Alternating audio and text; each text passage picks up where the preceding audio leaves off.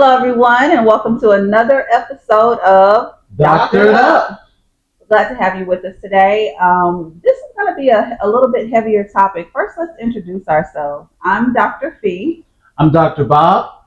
Dr. Cat. And so the topic that is seemed most pressing in light of recent events in the news was the topic of school shootings, and we unfortunately had some tragic events occur in the last few days, and so we thought it incumbent upon us, particularly because Dr. Bob and Dr. Kat worked in that setting and had to spring into action in similar situations, that this will be a very timely and valuable conversation for us to discuss and to bring to you all. And I'm coming from education as well, higher education, but as a parent, it was very, I thought, a great topic for us to delve into as well. So if you guys are ready, why don't we go ahead and get started? So what does planning for a school shooting entail? Well, can I back up for just a moment? Can I start a little bit ahead of that? Yeah. When you heard of these recent school shootings, where did it put you emotionally or as professionals? Where did it bring you? What place did it bring you to? It was daunting. First thing, what I always think about is the experience we've had with it. So as soon as I find it happened, I have questions immediately. Because my question is always, how did the gun get in the field? It makes me think back to, because I worked in 6, 7, 8 school districts? Quite a few. And I was trying to find where the grass was green. But I've been in a bunch of school districts. And so when you go through it everywhere you go because it's something we do. Now the school shooting thing became more prevalent in my later years in education, because before then we were always doing tornado drills, we were always doing fire drills, Right. The duck and cover type things. And we always just evacuating the building and things. But for the most part, when there's a school shooter, you don't evacuate right away, But we did that as well. But for me, I remember going to high school growing up, and we always had a metal detector, always. But when I became a teacher, every school I worked in did not have one. It was more, like I said, you saw it more so in middle school and high school, but not in elementary. That needs to change. We can talk about that later. So I think about that. I immediately think, they must have metal detectors. Mm-hmm. Or where was the SRO? What is SRO for the people who don't know? Student Resource Officer. The cop on campus. I'm sorry, School Resource Officer. Not student. School Resource Officer. And then sometimes they are not necessarily actual police officers. Mm-hmm. And sometimes they are. Yeah. Because I know in some counties they actually use their off-duty firefighters and stuff like that. So it can be different things. Sure. But for the most part, from where I worked, they were actual police officers or deputy sheriffs. Like in Rockdale, they were deputies. And then in the Atlanta Public Schools, they were actual APS.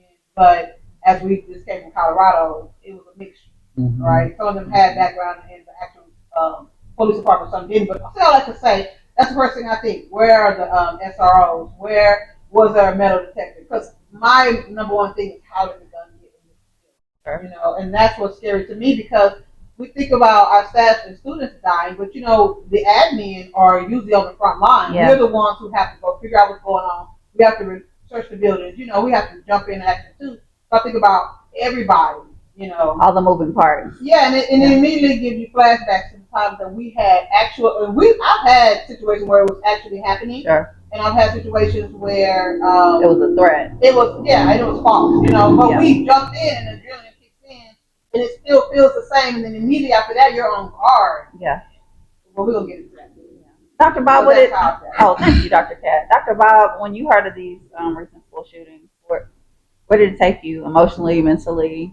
Well, initially, my heart went out to the families, and not just the ones who were injured, but to all of those families for whom they had kids in that building. Because the moment you hear that, you don't get the full details. You just know that at your school, at the school where you dropped your child off this morning, someone or some people got shot. Yeah. So you immediately think the worst. As a parent, you need to know about your child or your children. Many, many times one parent may have multiple kids in that building. Yeah. And you can imagine how that may be an immediate shock, immediate emotional strain on them. And they're going to immediately call the school, like every other student, parents in the building. They're going to call the school. They call the school because the kids immediately text them. Of course. The kids text them immediately. And the thing is, even when the school doesn't know what's going on, like we don't know in real time where the person might be or if the threat is real or not. We're still investigating. They're consistently texting their parents. Right. They should. I mean, it's an automatic defense. So there's nothing wrong with it. There's nothing wrong with it. It's very natural, yeah. It is natural. But think about it. You're a parent and you're getting these texts and you're asking them questions and they can't answer. They're calling school. We can't answer because we're doing what we need to do. Right. It's just a constant pandemonium of, and then if you're a parent that works far away, you're like, should I start? Should I be on my way? Should I? Or should, you know what I mean? It's like, yeah, everybody goes into that stressful mode. Yeah, the students immediately start texting. So you can imagine with parents in an uproar and they're worried about their children, and then the moment the staff hears, look, we got to go on lockdown. This is not a drill. Yeah. Now they're upset. Yeah. You got to ensure that as a school leader, as a former school leader, you have to remain calm and then go through the protocols. You have to know what those protocols are so that you can react through those things. Because your heart and mind is with the parents. Your heart and mind is with the students. Your heart and mind is about this situation that is currently unfolding. And then your heart and mind is with the staff and the teachers. You have to be responsible for all of these people and all of these moving parts. And if one part of your system breaks down, you have to immediately identify that part, rectify the issue, and ensure that everyone is safe. In fact, sometimes to the degree to where you neglect personal safety to ensure everyone else is safe. Make the announcement, and I want it to be. You want to spring into action, but you got to stop. You got to call everybody. And we have to call every building at once. You know what I mean? And then you make the announcement, and you're in panic mode in a sense, but you can't sound panic because you got a bunch of students, you have a bunch of teachers. You know what it put me in mind of? And so I had to write it down because I knew I won't remember. I had to literally pick up my sticky note and read it and put it down. The whole time I'm like, just what you're saying, it put me, and as you both were talking, it put me in mind of a pilot when they're, or even the crew, when they have been trained to the hilt for what to do in whatever scenario jumps off. And the human part of you obviously you're fearful, you're wanting to, keep everything under control and everything. But when you hear those playbacks of like what the crew is saying and what I'm always so impressed because they have to be inside internally, going crazy. And you want to default to what your human nature is telling you to do, but you have to follow the protocols to keep everybody as safe as possible so that you can get to the objective, which is to, that's what it put me in mind of. And so I'm really, the questions that came to my mind when we first started talking about having this discussion were, well, what are the protocols across the board? Are there like national standards, or this is district level standard? Like, okay, so I wondered about that, and ever since Columbine, the nation has awakened to this very possible threat, and they have developed protocols nationally that they encourage states and local schools to adopt. But obviously, not every building is exactly the same. Not every leader is the same. Right? Exactly. Not every leader is the same. Not every circumstance is exactly the way the national government pictured it. So you have to look at the protocols and adapt them many times for your situation, for your school. So I was in a school where we had like 20 exit doors in the buildings, in the various buildings and sections of the building. And you have to monitor each of those doors because either one of them could be the avenue in which your threat enters the building. And you think about that even when it's not an active threat. Right. We used to have our fire drill. And even when we didn't, if I'm walking the building, and then I go out the building, because the last place we were, kind of like a college campus, we had different buildings, but they all connected. And once you have access to one, you're able to go throughout all of them. Even though you've been walking for a while, but you can access all of them. So that was scary to me. So I actually walked out onto the an area where we would go into the field, and do our fire drills. But I remember coming back in and we were not doing the drill and the door wouldn't pull. My heart started going because I've been in situations where people just enter your building, then my heart started going. I'm like, get this door fixed, And so we're running around, we're calling people, everybody running around trying to get the door fixed like immediately. It can't be that thing, we're gonna wait till tomorrow, we're gonna call, we're gonna get a bid. Right. No, you get this door fixed now or we lock it down because we know it's always a threat. And for this being in Colorado, to me, we was on even more high alert because of Colorado. And when we get into the discussion of how to, more so how to prepare, I think they actually did a good job. They put another level to it that I hadn't seen before I got there. I will say, you can't over prepare yourself for it. You can't overtrain for it. Yeah. You have to go through it. You have to train so much to where your reaction is just that. It's the reaction, and you don't have to think about it. You're always on. It's just like, to me, I related to my training that I had in the military. Yeah. When I'm being shot at, I know it. I got my weapon, I hit the ground in prone position. I'm aiming in the direction in which the round came from. I'm ready to put some rounds down range. And it has to be just that automatic so that your emotions don't get in the way of you doing the right thing in that moment. Thank y'all for that. I was very interested to know what y'all felt, and because I know what I felt just as a parent. Now. Yeah, I would imagine. I can only imagine. So, moving on to what the original first question was, what does the planning for and preparing for a school shooting entail?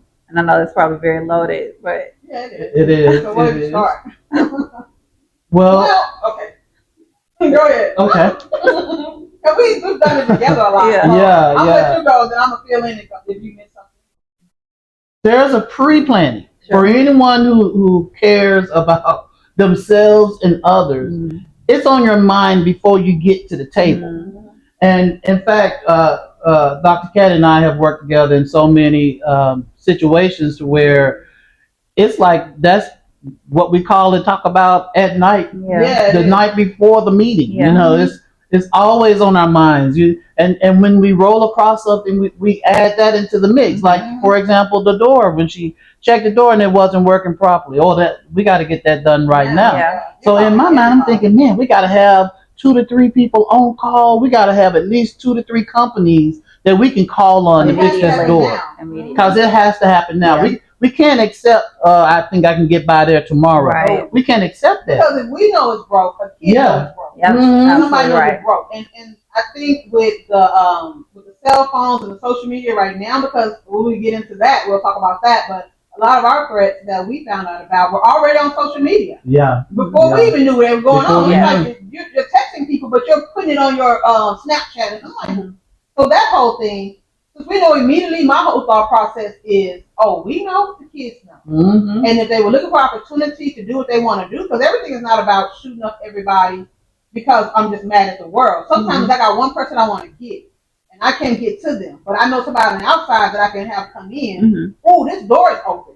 So, I can call my cousin now and be like, hey, this door is open. I'll meet you over here at this time, because that happens a lot too. We're going to get into that. And so it's more so than a threat of the whole school. Sometimes it's a threat of one person, and that doesn't matter. It's still a threat of that one person. And once a gun starts shooting, you don't know who it's going to hit. You don't know if it's an experienced shooter or not. So again, it becomes, that thing. And so immediately I'm like, this door is open. Therefore, everybody's going to know about it. And so everybody's going to see opportunity. And okay, go ahead, because there's another part that comes into play with that too. So all of that pre-thought before you come to the table. And then when you get to the table, you have to throw out scenarios on top of scenarios. One, you want to review the protocols you already have, and then you want to explore what is. Then you want to explore the latest thing that has happened, because in our last work environment in Colorado, there were school shootings like weekly. They were always a threat. Weekly, there was always a threat. And even if it wasn't a shooting, it was always somebody had a gun on campus. Somebody had a knife. It was always something. And even if it wasn't a shooting of the whole school, sometimes the kid because we could get into that, how they just got to the front of the building and got searched and shot when they were getting searched. Wow. They took that as an opportunity. Wow. So the protocols were there, the detectives, the SROs, everybody was there. Yeah. But the kid knew that one of them was not going to be there that day. Mm-hmm. And took that, was like, okay, when they take me into this room and they search me, I'm going to get them in. And that's how it went down. Mm-hmm. And once that happens, everybody's alerted on. So like in Colorado, all the metro areas, we have to send out a letter to the parents letting them know. Whether it, like happened at our school or not, and I'm sure that happens here. Yeah. But whatever. Not like, I don't hear from other districts. Well, but see, we did. I'll hear from like my daughter. And they told us to send a letter out to everybody. We were like, we don't do that. Yeah, I've never heard. No, you got to do that. Mm-hmm. And so either you put out your own letter, or you go see somebody else's letter, you copy and you put it out, or you put out the district letter, neighboring you, but everybody had to put something out. Yeah. That was new to me. And it was even more than a shooting at school. If it was a shooting of a club, anything to deal with the youth or deal with the at-risk or deal with the protected community like LGBTQ, if anybody was shot up, that you had to let everybody know. And even as a school, we're informing about something happened in our community. Yeah. It had to be done, which I think is an excellent protocol. I did too. Before, like I said, it was next level when I went to Colorado. As a parent, if I had a kid in a building that was under an active shooter alert, I would want as much information as I possibly can as soon as I can. So that is something you have to think about. Mm-hmm. How can you get this word out to your constituents, your stakeholders in a complete and rapid fashion? And it's difficult because when do you have all of the information? Mm-hmm. You don't really get it until days after the event has taken place. Even so it's you don't have it till the event is pretty much over. No. But everybody wants you to inform them in real time. Right? Yeah. That's not how that happens, and then they get upset about that. Yeah. So we have to think about that beforehand as well, and say, hey, when we figure out if this is really happening or not, when we basically make sure that we dismantle it in a sense, and we do a full investigation and finally can say, okay, this is no longer an active threat. Mm-hmm. Now we're going to, because it doesn't matter if it's actually happening or not, or actually happening or not. Once parents get upset and feel some kind of way, they want to lay eyes on their kids, they want to touch them. Not every parent, but a majority do. So we already know. Okay, they heard about this. Go ahead and set up a protocol for kids to go home because they're going home. Yeah. And even though they know nobody got shot, no, it did not happen. They're like, I'm coming to get my kids. Absolutely. Because why? The students sometimes are like, I'm scared. Yeah. Because it is a real situation. So they immediately start calling. Parents start coming. And then we start immediately getting the protocol ready to get them. Well, in this amount of time, you got the parents who are not going to come, who are like, well, what's happening? What's going on? We cannot give you false information. Right. We cannot give you misleading information or even half the information because you're going to come back and call us on that too. Mm-hmm. And we don't want to start pandemonium. But what we do, make sure we communicate directly, is there is no longer a threat. Yeah. Mm-hmm. Your children are safe. Mm-hmm. So if you want to leave them, leave them. If you don't, that's fine. You can come and get them. But parents, and not all parents, but a lot of them stay in that threat mode. Mm-hmm. Yeah. So they've shown up knowing that there's no threat, but are like, give me my child. Yeah. And so we got to anticipate that in the planning mode as well. It's like, okay, well, as soon as we know, what do we do with the parents? All right, keep kids in the classroom. But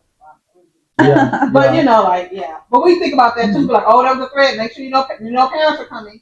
So we got to jump into motion on that too. And that's every secretary, every clerk. You know what I mean? The attendance clerk, like everybody has to jump in because they know now that we finally can go, nothing is happening. All right, we get ready because here comes the onslaught. Yeah. And you have so many more students than you do staff members. And then some students want to break protocol as well, and they don't want to wait to be called. Right. They don't want us to, wait till we identify the parent and make sure this person has a license that says this is the person to pick you up. They need to be on the list to pick you up. Yeah. You can't be like, go get my child and go get the neighbor child too. No, ma'am, we don't know you. No. That may be your neighbor, but I need to see an ID. Or I'm coming to pick up my niece. Are you on the list? You can't have your niece. You know what I mean? And so that's happening while everybody else is in line waiting. Mm-hmm. So they're upset. And so we have to get that protocol going too. Now, mind you, it might be the situation, and most time it is, they know it's no threat. But everybody's just mad at this point. Mm-hmm. Y'all didn't protect our kids. Here we go again. Mm-hmm. How this happen again? And so we have to think about that. We're frazzled. Because I know because we're gonna talk about our last situation. But we're in the library together, and he's trying to calm people down. I'm like, go back upstairs because the parents are like, I'm out here.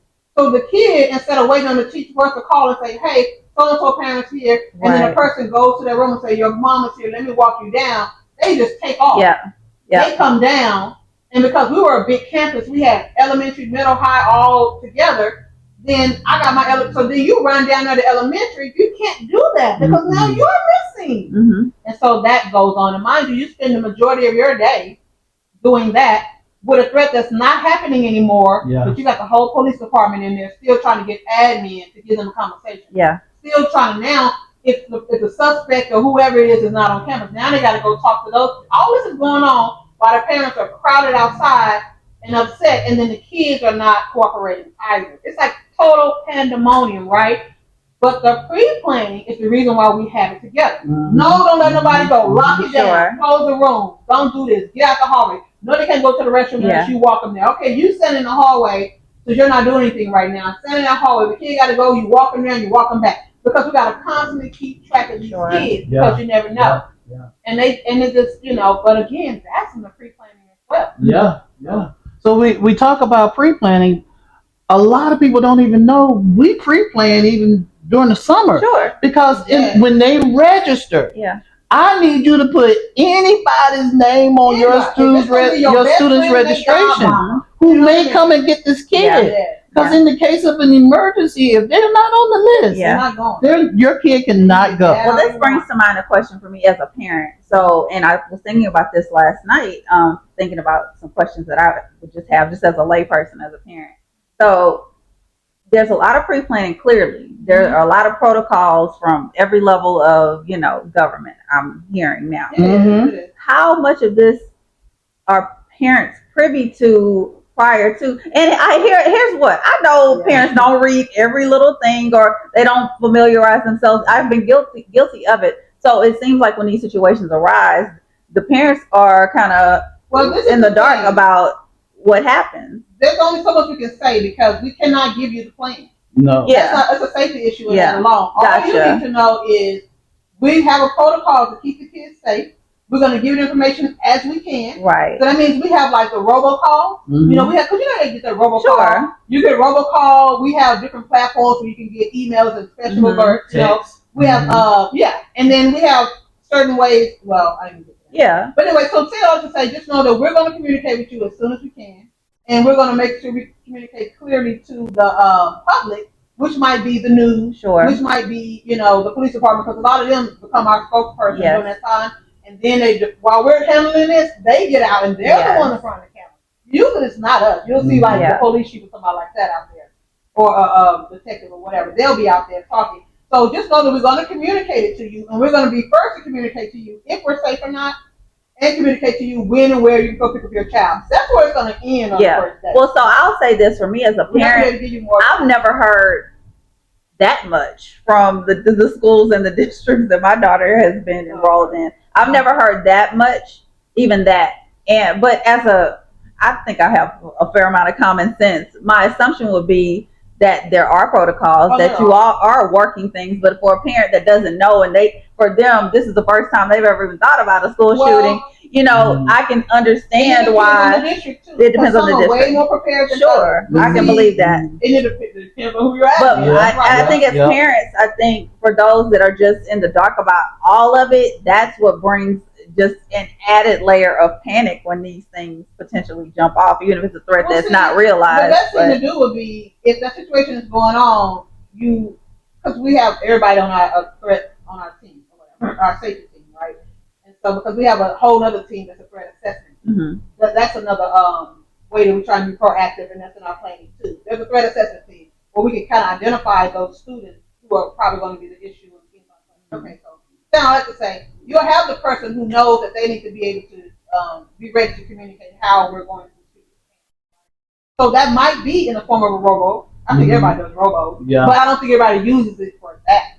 So you may not ever get a phone call. Right.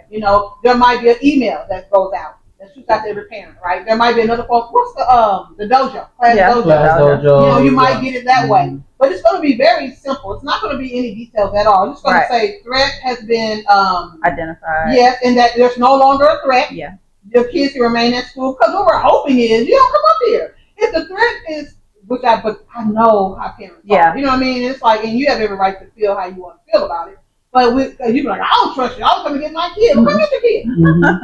But we're letting you know you don't have to do that. So you might not get a message saying, hey, this is how you come pick them up. Because they're hoping you don't even come pick them up. You know, it's usually the children, like you said, are reaching out to the parents without the information. Because if my daughter and so now you got questions like the shooting wasn't even here, right? But after the shooting that happened, this past week, the next day, it was on a Thursday, I believe. The next day, my daughter, they do the grapevine thing. The kids are talking, and now, we heard such and such.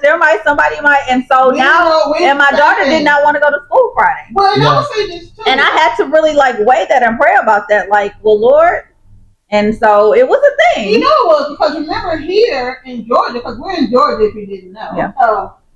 And so all that happened here, they said it was going to happen at 5 schools. And so my first thought process was 5 schools win. Right. They didn't say 5 in one day. Right. And I'm still sitting on that. Yeah. Because I had this conversation with you. I was like, well, now this is one boy in one school. Is he a part of a group? Is he a part of, does he have any kind of communication with other people who are willing or wanting to do this? So for all we know, he's the first. Or maybe they threw off the 5 to kind of, have some kind of a ruse so that we wouldn't focus, you know what I mean? Or we start focusing on the 5 and not see the 1 coming. We've been talking about that. I haven't heard anything since about that. I need to know. Well, one of the problems that we have with school shootings is this new term that we call swatting, where we call in a fake alert on a school or a place, and then have the police to go out there and do something. You know, so a lot of schools receive swatting alerts because kids are putting on social media, they're putting out there in different channels that something's going to happen at that school. Right. So now you got to call all the police in and have them on alert. You got to have your staff on alert. Yeah. And really, you hate to tell your kids that because they're going to get upset. But you have to kind of be more vigilant and watch them closer so that you can easily get them to where they need to be in the event something really does happen. Yeah. And you don't want the swatting to go down because.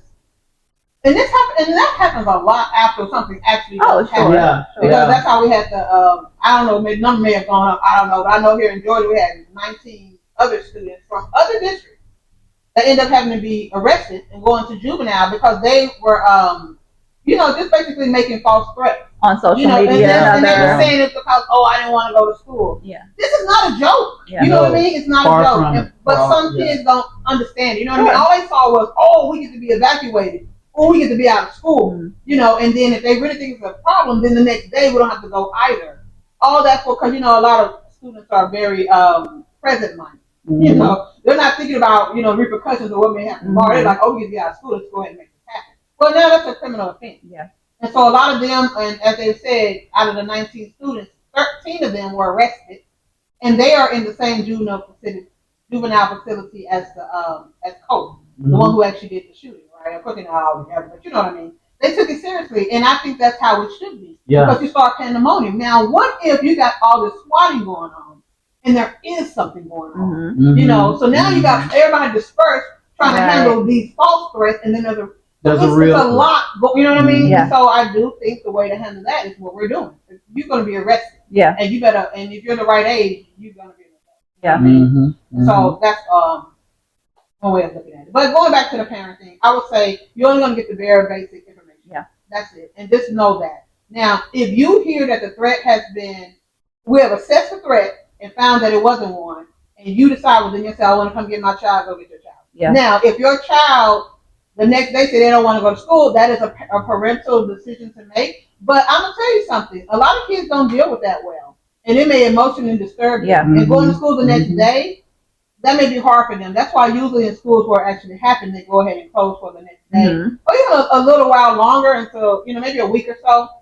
But in schools where it didn't happen, it's still scary because the thing is, this is not something that might happen. It has happened. It happened. And it could happen. And it will happen again. It's going to happen within even though it may not be in your school in particular, but it's going to happen. Yeah. Which that is a real threat. And every kid can't deal with that. Yeah. Like every adult can't do that. So if I were you, you would think about, do I want my child to sit in this fear? You know what I mean? Because that's one thing I would think about. And then on top of that, it's also like, okay, I need to at least get them a day to do it. So you know what I mean? But I would just say, don't let them sit in it, because just like these school shootings that happen at work too. People are shooting up their jobs. People shoot up malls. They shoot up churches. Movie theaters. Walmart. You know what I'm saying? So it's like, are you going to shelter yourself from all of that? Right.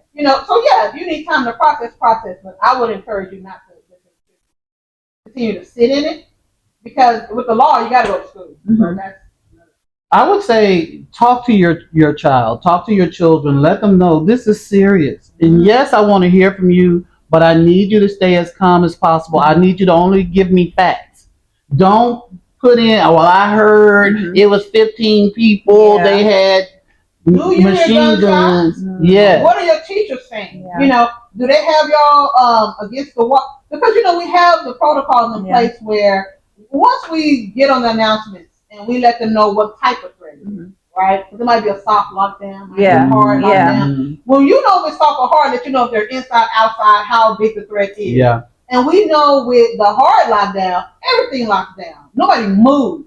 You can't go to the restroom, can't go to the locker. I don't care if you're walking in the hallway and you're on your way to it. I don't care. You see that kid, you pull them in your room. They don't get to make it down the hallway to where they're supposed to be, because we lock everybody down. Yeah. From there, we decide who's in our room, who we have accountability for. But when it's an immediate thing, like whenever so there's a code that we use when we get onto the announcement. I'm not going to say what it is, because kids shouldn't know what that is either. Yeah, but we get on the announcement, we say a certain thing that teachers know, and it sounds nothing. We don't be like, I remember when I was in Texas, and we were my first year of teaching, we used to say, get on up and say, Jesse James is in the building.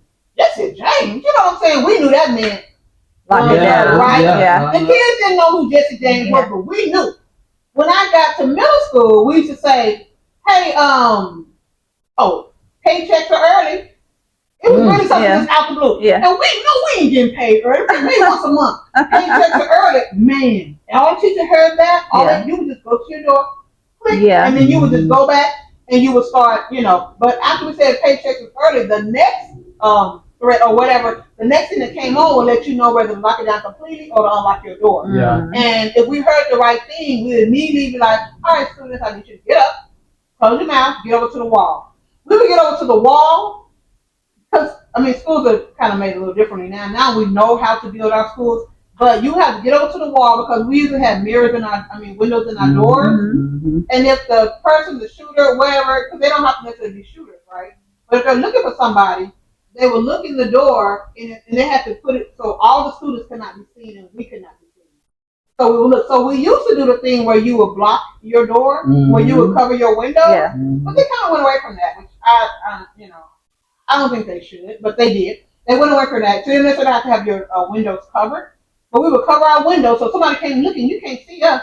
But when they stopped covering the windows, then we had to get over to the far side to where if they're looking for us, they could not see, right? Yeah.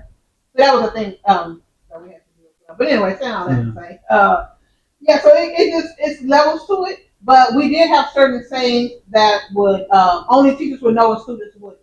So if your child is texting you and you say, well, what did the teacher say? Yeah. If the teacher is calm and didn't do much as far as, but only, maybe they locked the door or something like that. But if the teacher's not telling you to get up and move, then that means nobody is actively in that building. I'm going to assume, and I don't know, because you did send us something with more details about the timeline, but I don't think it really went into what was happening in the building, because again, it's going to come out later. Sure. Yeah. But I'm going to assume they said something about a hard lockdown, because you literally probably heard those shots. And then everybody got up and everybody moved over to the side and closed, Yeah. But we need to get into the, it's more questions. Yeah. Thank you guys. So, I would say kids probably don't know what's going on. They don't maybe tell you a little bit. The teacher's not going to say much because we don't want to call it.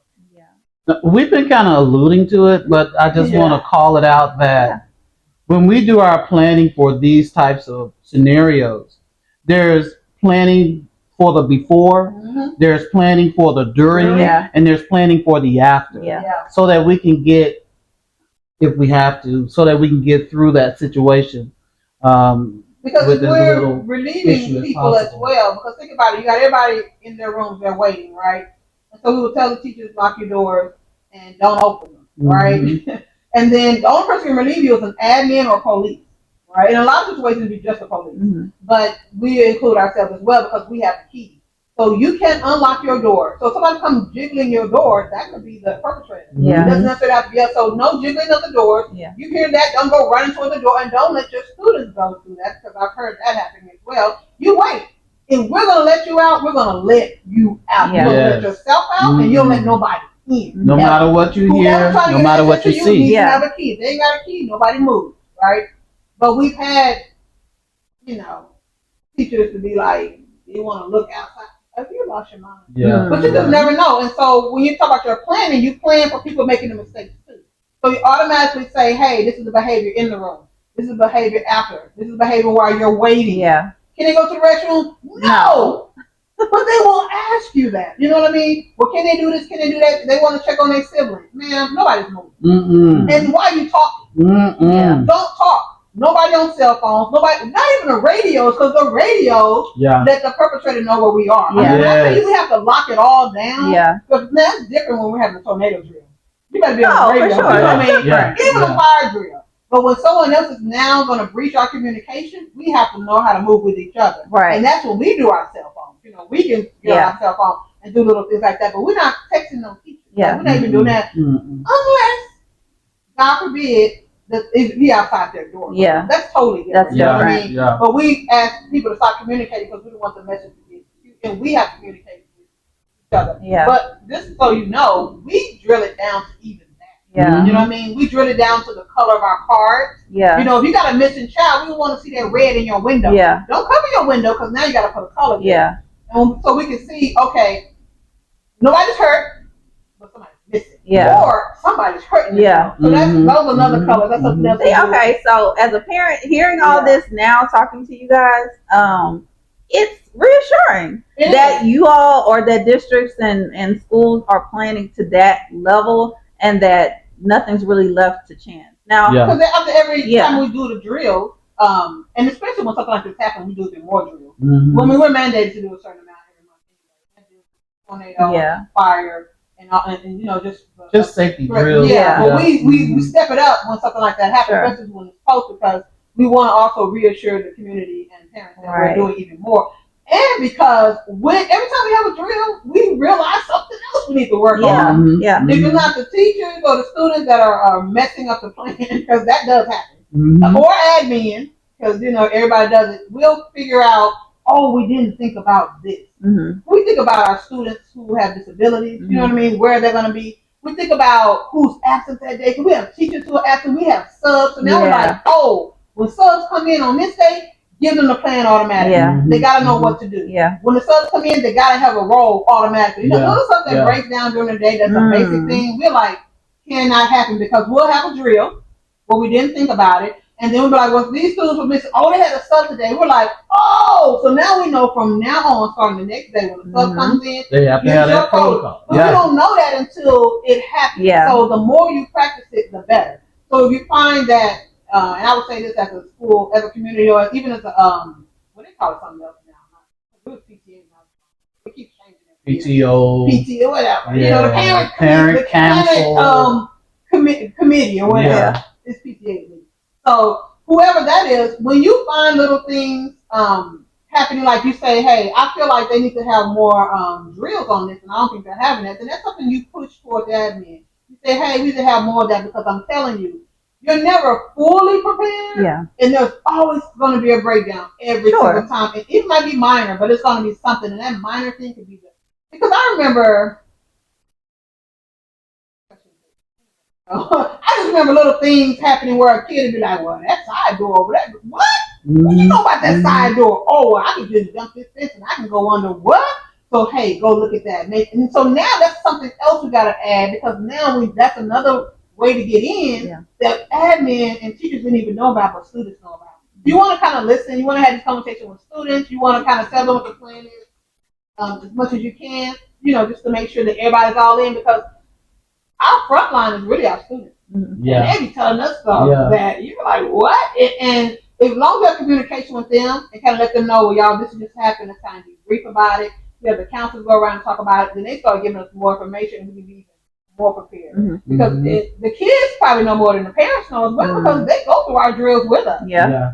So you should ask them that too. Say, hey, when y'all had these drills, what the heck y'all doing? Yeah. And let them tell you that. Well, we get over to the side, and they told us don't speak. Yeah, that's a great point. I will be doing. Say during that time, take it serious, because we come by room and kids are playing around. They're on their phones. They're loud, and we're like, if something were to happen, that person's gonna know, come right here, because y'all making all this noise. Y'all thinking it's I don't see y'all, but I hear you. Practicing for the real thing. It's not a joke, and a lot of kids say that it's a joke. That is the scariest thing to me. I'd be so upset when I see that. Because first of all, and you can't necessarily blame the teacher. Sometimes it is an issue when they don't have classroom management. But sometimes it's like, have y'all sat them down and say, y'all know this could be real, right? You know that you're putting everybody in jeopardy. Not just you, but everybody in this room, everybody down the hallway, because now they hear this noise and they're coming to us. Yeah. What if they coming to us and then there's just a little movement over here and now they go to them? Like, to me, those are the conversations we have with students. And I can't say that those things are not happening, but I haven't seen that happen a lot. I haven't seen a real sit down, heart to heart, like, okay, how do y'all feel about this? All right, so you see what we had in place, right? Especially like older students. You see what we have in place. How do you think we can fix that? How do you think we can prevent that? Because kids are on the inside, and they know stuff we don't know. I think that's a piece of the puzzle that's not happening. Yeah, it brought a question to mind earlier. To your point, who's all at the table when this planning is happening, and who's weighing in, because sometimes, if it's just leadership, well, you only have a certain perspective. If it's the teachers as well, I have the classroom perspective. So we have the students, just to give you an idea, we have administrators, we have teachers, we have nurses, we have counselors, we have the district police, front office staff, we have the city police. There are so many people at the table to where you get a good, well-rounded perspective on what's going on. If we don't have a parent on staff who has a kid in that building, then we'll get a parent rep. Right. So we gotta have parent input. But we always usually have parents in the building. Yeah, we kind of have them in. Yeah, they weigh in. And it's like, some people really don't improve it. Thank y'all. That was great. So insightful, and again, we're colleagues, and then we're on this pod together. But I'm really a student right now and just learning, because this is information I've never heard before, and my daughter's in high school. So to get to this point, and and all this stuff really jumped off Columbine years ago, when it was to really kind of set the tone for it, changed the game for school shootings in this country. And so obviously my daughter what year was that? Yeah, we still in high school. A year for that. It was a long time ago.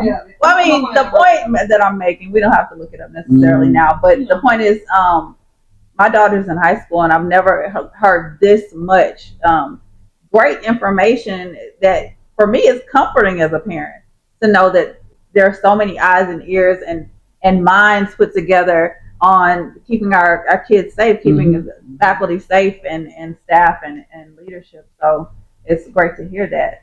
I'll move on to our next question. Okay, so next I just wanted to know, I have my own thought about this, but would you say that school shootings are preventable on any level?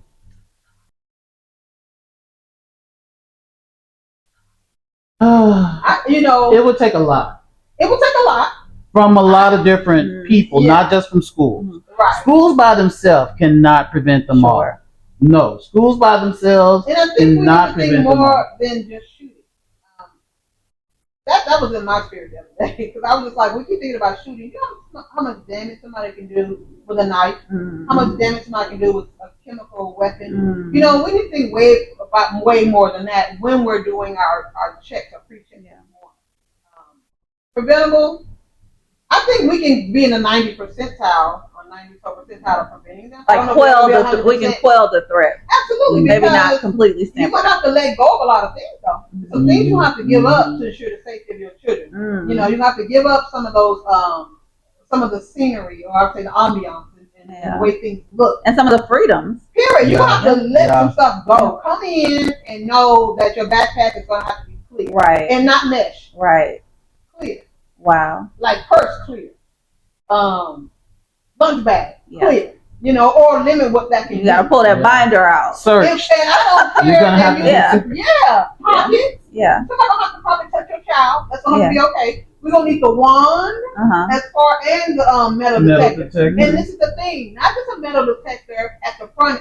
Anywhere you can come in, yes, there needs to be one. Yeah. And I've seen that in one particular school in Atlanta. And every time you exit, you have to be searched on your way back in. You come in through the top where the gym is, metal detector. You come in through the bottom where everybody comes in, metal. You come in through the side door from the van room, like that's the way it needs to be. And I know it's sad, but the thing is, this is how we live right now. When we were growing up, not necessarily, we had metal detectors. So what in the world happened to them? But I know as I became a teacher, it was far and few. Some had them, some didn't. And they just assume, elementary don't need them. Absolutely not. Yes, they do. You cannot think that way. Children are showing up with guns.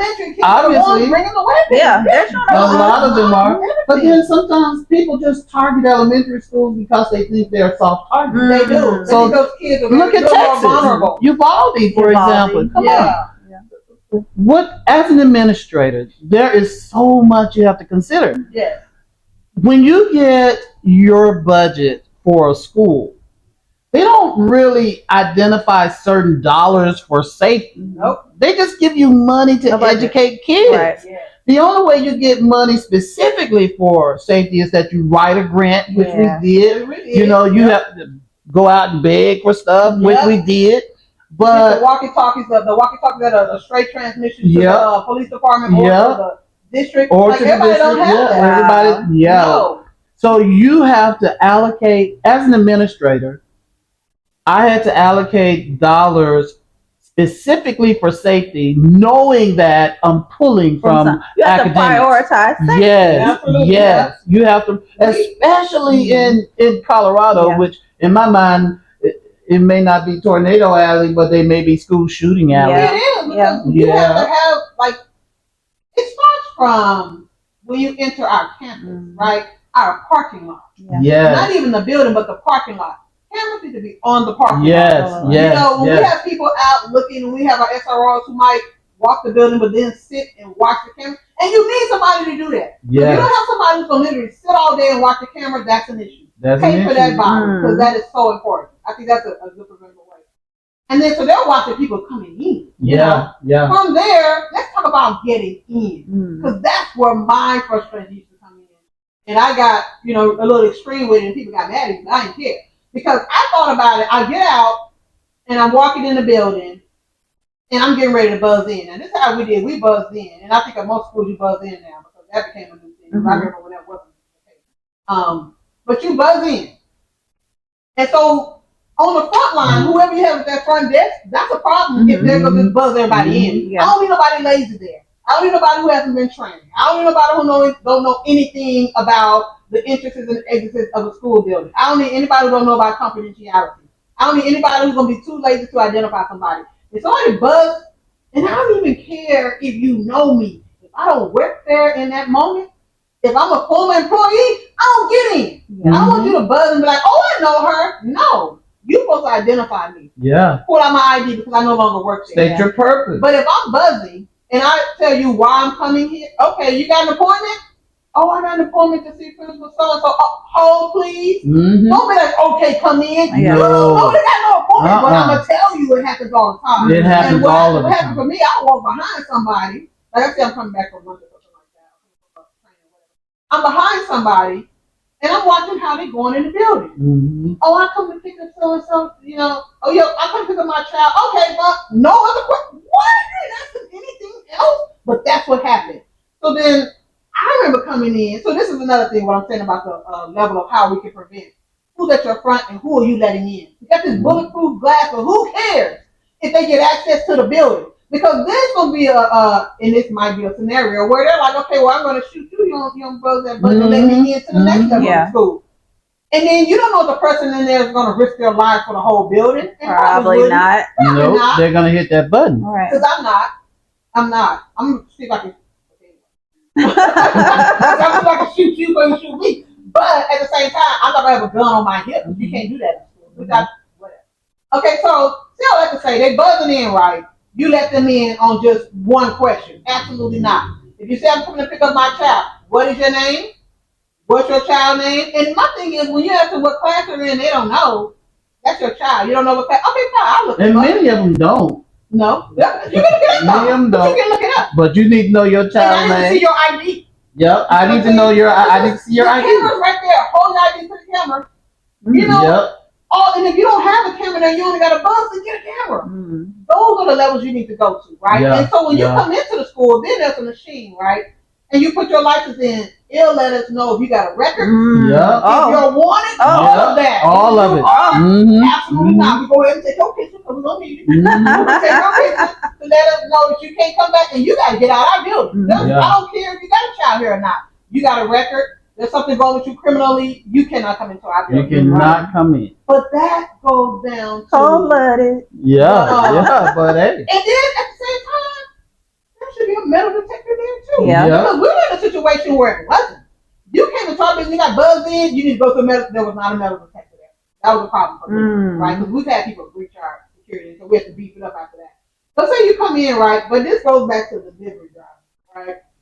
Delivery drivers, I don't care if it's UPS, US, I don't care. You come in with that uniform on, whatever. Who are you delivering to? Who had a package? Stop them too. Because that could be a way for people to get in. I'm just thinking of how you're going to get in. Yeah. DoorDash, Uber Eats, that used to make me so mad.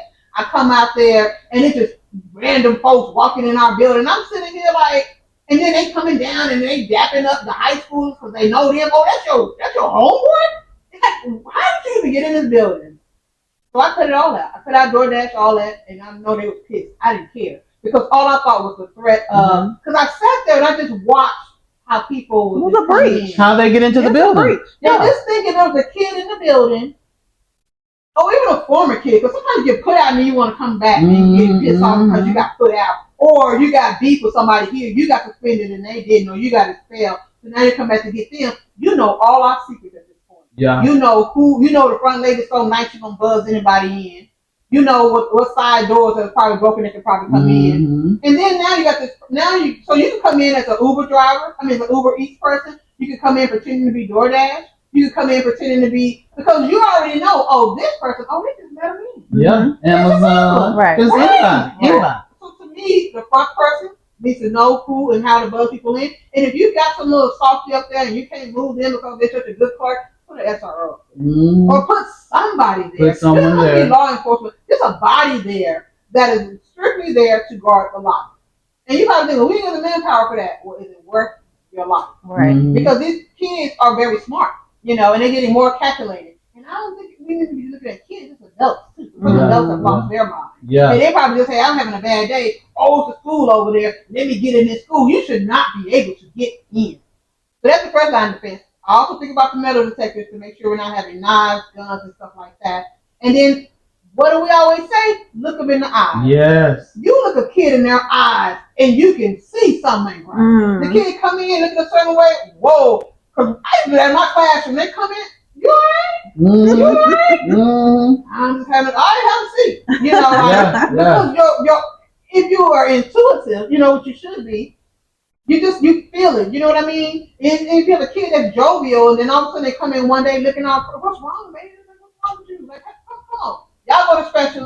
I'm going to sit here. You stay back with me. That parents and students checking in with their kids or whatever, you got to do that, but we will look them in the eye. From there, we have our threat assessment team, right? So we have these students that when we find out something that's happened major in their life, you start watching them. When you have a student that comes in has no friends, right? You know they're being bullied. They look disheveled. We are trained, and this is how they train us in Colorado, to look at those kids and start, you don't observing. Just pay attention. Just pay you have to attention. do a safety plan on them yet until you realize that you have to, but someone has to check in with them, right? Yeah. A counselor, a teacher, or something. And once we realize something is going on, we assign someone to that child. It adults and peers. We assign them to that child to make sure that they have what they need. You having a bad day? Let us know. That was enough. That's something I hadn't seen here, which maybe is going on now. I don't know. Mm-hmm. But in Colorado, when we went to that training, they was like, you gotta talk to the kids. And then they showed a video, and then they asked us, now what would you do in this situation? What this kid said this? How would you? I mean, it was a drill down to the scenario, and I thought, this is what I'm talking about. Yeah. Because even though me as a teacher, I knew it was in the eyes, you know what I mean? But they actually said that, and I thought somebody knows that this is what you should do. Mm-hmm. That blew my mind, and I thought, this is what I'm talking about. The reaon why they know. We started getting students after that and putting them on our files and stuff, and we paid attention to them, and I thought, that's what you do. And it seems, because you notice, every time there's a shooting, they'd be like, oh, they had a past history of being bullied. Yeah. Oh, they was upset about this. And it could be anything from LGBTQ, from just being a scrawny kid, people just pick on, from being different, from being gothic, from being whatever. You know what I mean? And sometimes it's just because they made a threat 2 years ago. Yeah. Yes. You know? And let's talk about that. Because sometimes it's hard to get a kid out your school. This is what I think. And I know I'm right, but I don't care. This is the thing. If you ever made a threat, I don't care if you were playing around like those kids that decide to make those threats, like in Gwinnett and stuff like that are now in juvenile making a threat. You're going to be homeschooled from now on. Mm-hmm. Any threat, false or not, any situation where because we had students, did we not, in Colorado who was in other schools doing crazy stuff. Yes. And then they would come to us and they're like, you got to let them in. No, we don't. I wouldn't let them in. That kid that shot up that SRO, when they searched him, he had done that at another school. But they let him into the next school. You are done with school. I don't know what plan your parents are going to get together, but somebody's going to have to homeschool them. I wouldn't even send them to alternative school. No. Because once that's on your mind, thank you. I think that, so maybe that could bring some accountability to students by doing that. Okay, go right ahead. But once you do this, now you're no longer part of the educational system where you have to come into an institution and, physically come into an institution and be educated. That's over for you. You're now online or you're now being homeschooled. And you can provide for online support and stuff like that. That's fine. But you're not coming up in here no more because now you're taking that privilege away. Let's get more strict about that. I remember Texas, our first thing was zero tolerance for everything. Yeah. You fight, you're out. Yeah, I remember that. I fought because I was defending myself. Yeah. Now that felt a little unfair. Didn't matter. Texas was like, you fought. Yeah, that started when I was in school. Out too. Me too. Mm-hmm. And I think that was amazing. I love that. Yeah. So I think that's what we should get to, zero tolerance. And even if you just pretending, that was a false alarm, that's fine, but you at home now. Yeah. You can no longer come in the building. That'll help. You can false alarm at home. Yep, you can false alarm at home. Because my question is about this kid, I know it's all going to come out. How does the gun get in the building? Same thing for the Omaha thing that just happened, right? This 15-year-old shoots another one, right? Shoots another student. And yes, it was like isolated between this one student shooting another student. How the gun get in the building? In the building. And my thing is when you shoot, it can hit anybody. Right. It might not hit who you want to hit. You know what I mean? Right. Or it may hit them and somebody else. Or people start to react, and then you're panicking, and you can keep shooting. Like it can go awry. Yeah. In a sense. So my thing is, how do they get onto the campus parking lot? Let's start there. Parking lot. And then how they get into the building, there should be so many security measures before they even can get in that doggone door. And because the windows are bulletproof, and then once you get in, where the clerks and the secretaries are, bulletproof. And then we try and get from there, because I know in a lot of schools, when you first walk in, you're in. That wasn't like that for us. In Colorado, it wasn't like that for us. But it was here in like the different school districts we've been in the Metro Atlanta area, and even in Texas. But in Colorado, you walked in, you're not in yet. No. You in the lobby. Yeah. But you're not in the building. Yeah. And then you got the big bulletproof right there, window and all that. Then you step up and say, hey, this is who I want to see. And then they're like, they got to hit a button to let you in. Yeah. But in a lot of schools, you walk in, you're in. So what I would say, let's think about the structure of that. Find it so that there's 2 steps you got to go through before you can go in. Or more. Because when I was principal, I had 3 doors. You could get in. I wasn't playing that. I took safety seriously. And then you felt like buzz. Because when he got there, they were remodeling the building. They was like, "What do you want?" An extra layer. I want an extra layer. Extra layers in the high school. Yeah. He looked like we would go into that building, and that's where all the admin were housed. But you would go in, and then you'd have to get buzzed in to then go in, and then from there, buzzed in to go into the admin suite or whatever. That was for that or whatever. But in the elementary, when he was the principal down in elementary, oh, absolutely not. Mm-hmm. You buzz in, all right, now you're in this little holding area.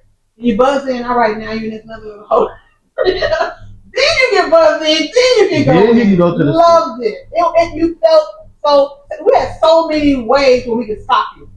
So and then there was ways where we could just stop you right in the first little part. Mm-hmm. Give you what you need, get back out of here. You get in a little bit of first part. Oh, I ain't got this and that. All right, well you're done. Mm-hmm. Because you can't get here, and then you can't even get there because you're done here. But so to me, that was excellent because that was another blocking. Mm-hmm. The first thing I do is get in that building, and I can do whatever I want to do. Because if you think about school buildings, and let's talk about this, on the district level, you go to a downtown office, you can't even get to the next floor without a key card. Why y'all on lockdown or not? And then the kids on. Exactly. But we somehow can't get to you, and we got to get up to HR or get up to finance or whatever. Any place. Or because that's where the superintendent is. You know what I'm saying? So you go into this building, you walk in, security pat you down, metal, you can't even get in the building. And then once you get in there, the security at the elevator, where you trying to go? They buzz and hit that one button. If you stuck on that floor, you can't use the elevator by yourself. You can't use it because the buttons are not active. You have to have a special card to activate the elevator, and they do it for you. And even I don't care how high up you are, you still only have certain access to certain floors when you get a certain position. And when you get to those floors, access certain amount of floors. You know what I mean? But when you got to those floors, there was more security there. They were like, come to this one desk and all the place you can go, and I deal with you. But you go into a school building, you walk in, you in. What? Absolutely not. No. So I can think about that. We got new schools being built all the time. So think about, that facet of it when you're designing your building. When you have money to do construction on your building, because a lot of times in APS, they'll move you to an old school building while they're fixing your older. Yeah. Think about that as well. You know what I mean? Yeah. Because now this is a reality, and I just don't see it getting better, especially the gun laws. Mm-hmm. Because in Georgia, now we got to get radical. We're going to get to this 90-something or 100% prevention because now with the whole concealed to carry, and you don't have to have a concealed to carry. What happened? Mm-hmm. Because I went through all that to get my concealed to carry. And then nobody needs it? Yeah. What? Same here, yeah. So think about that. Away? Think about that. When you walk outside of that school, virtually anyone could have a weapon on them. Yeah. Anyone. So the moment you walk out, you're kind of vulnerable. Mm-hmm. And any one of those could show up at your door at any time. So you got to figure out how to deal with it. That's why when kids you got to figure out how to deal with it. Because once you decide, you're out. Or I left that ever make in the building. No, can't go make in the building.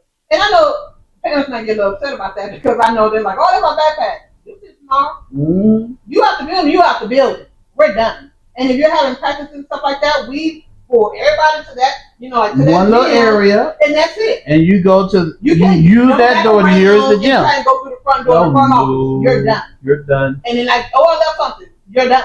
You'll stand here outside on this grassy area. That's it for you. You better figure out who's your teacher. Okay. Mm-hmm. So still left their backpack. You gonna bring it down? Nobody's coming back in this building because that's a re-entry. To me, that's a safe entry too. Yeah. And we have to shut that down as well. That in and out, not. And then that not come and pick up your kids. Mm. All that stuff matters. It does. Yeah. So they could be waiting on somebody to bring somebody back in the building. Mm-hmm. That's the way my mind works. There's so much planning clearly that, and I'm just becoming privy to all this. So much planning that goes into school safety and keeping students safe and everyone in these buildings, which is great to hear. That's why they want the hoodies in the backpacks and stuff like that. What would you say are threats to these extensive protocols that have been put in place? What threatens the safety and the protocols? I feel like you all have touched on quite a bit of it so far. But Dr. Bob, what would you say? I would say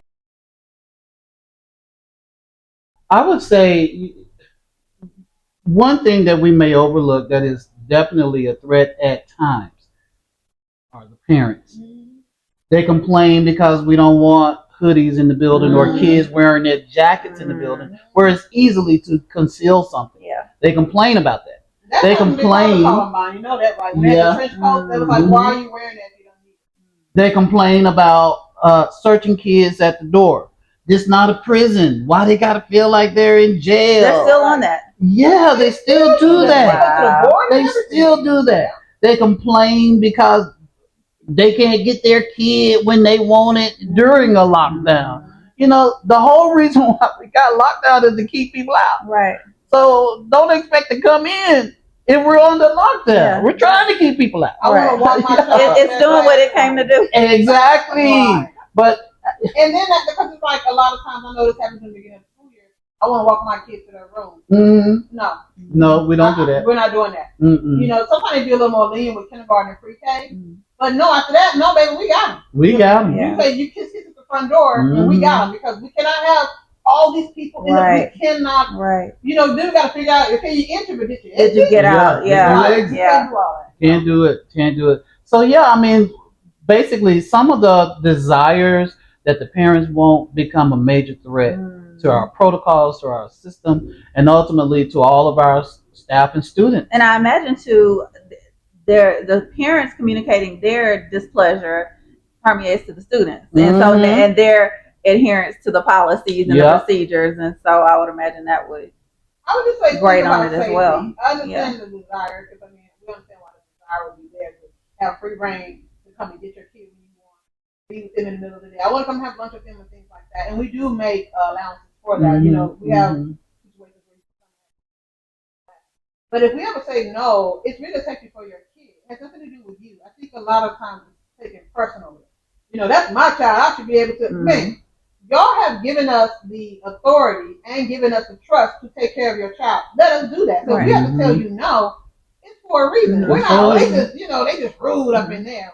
Are we? I mean, you can take your child home. Yeah, you go to another school. Yeah, but and that's another thing. Like when I was talking about students that disrupt, and you can see the potential danger in the kid, and you already know. Because case in point, the last situation that we had, this particular student was a female student. She kept getting in trouble over and over again. I know because I had counseling sessions with this little girl over and over again because she kept doing the same thing over and over, and then it started to escalate. So now she goes from elementary to middle school doing the same shenanigans, and that's when it escalated. Now we're all going home because we got this whole threat that she initiated. You know what I mean? That was false, but we didn't know. Right. So she planted the seed in the school. Then kids started texting. Then finally a kid went to a counselor and was like, hey, she's going to have somebody come shoot up the school. Oh my so Lord. Once we figured that out, we immediately go grab her, have a conversation with her. We immediately started getting everybody to send us the Snapchats and stuff. So we're investigating this immediately. And now we're like, but as soon as we heard that the person might be in the school, we checking the school. We checking the entrances because she was going to go let the person in.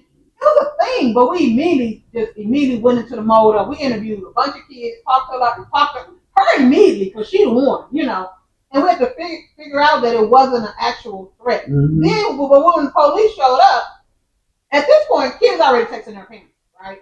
And so that became a big thing. So parents want to be on their way. That's fine. The police department showed up. The school district police department showed up as well. So we're dealing with them. And then we have detectives. Now they got to go to the person's house that's supposed to come. So it was a full thing on while we're there.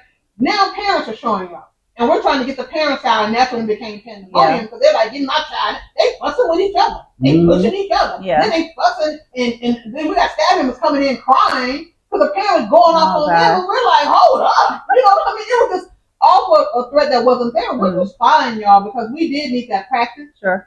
But then at the same time, so this situation was, she pretended that, and then when she put it on Snapchat, she was the person on both accounts. So she was pretending to talk to one person while she then answered. Yeah. And so everybody thought, of a boy that didn't give her any attention. It was a child, but you never know how kids are going to handle things. You know, like right. You're ready now to say, hey, this kid got to be exposed, expulsion at this point. Ain't no suspension. It's expulsion. Don't come back up in here. But in some places, it's like, you can't get rid of them until you find somewhere for them to go. Oh.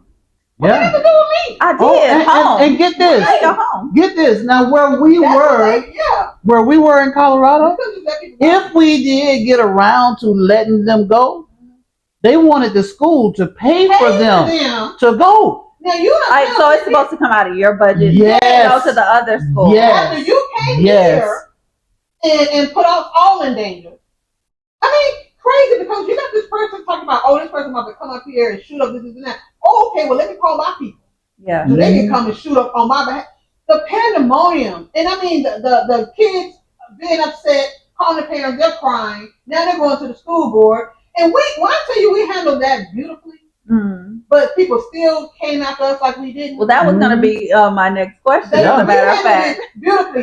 Even the police department, the detectives was like, whoa, y'all were on it. And when they was like, hey, send me a write-up of what y'all did. Man, I'm telling you, I wrote them a dissertation. Yeah. Written accommodations from the police department. Well. And then we got accolades for it. Let me see it up a little bit. So, just to back up a little bit. So, there obviously is a PR aspect to all of this. You all well know, and I'm coming to know.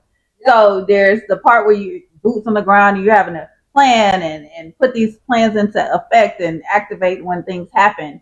But it seems almost like damned if you do, damned if you don't. Yes. So how do you handle disgruntled stakeholders, parents, community members when people that was my job. I know.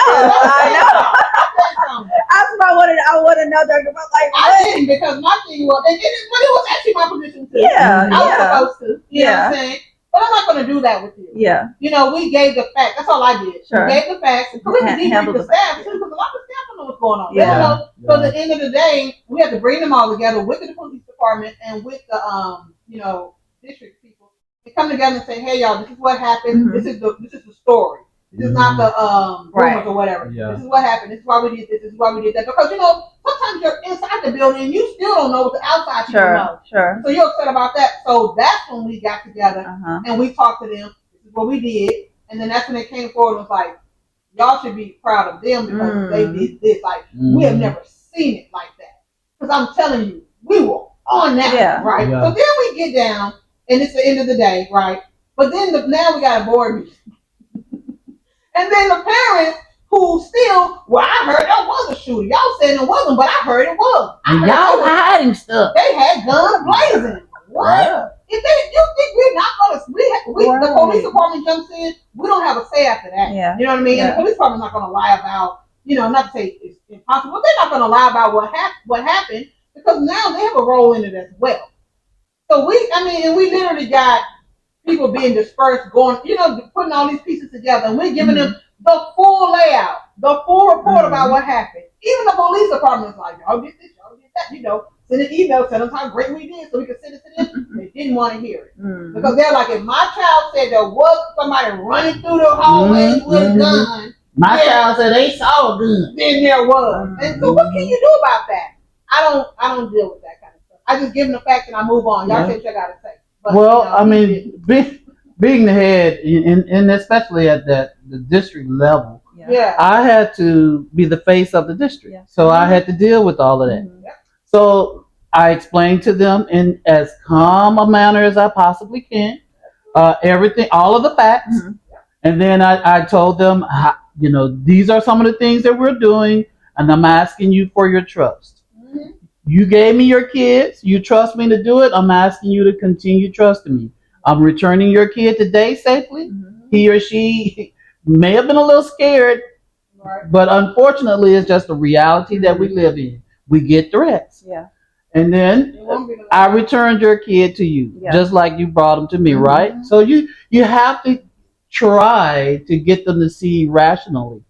At the time, 30 minutes to get my kid. Exactly. They what do you mean? Look, I try to explain to them as rationally as possible, even those things that should be obvious, even those things that we've already talked about at the last time we had a situation like this.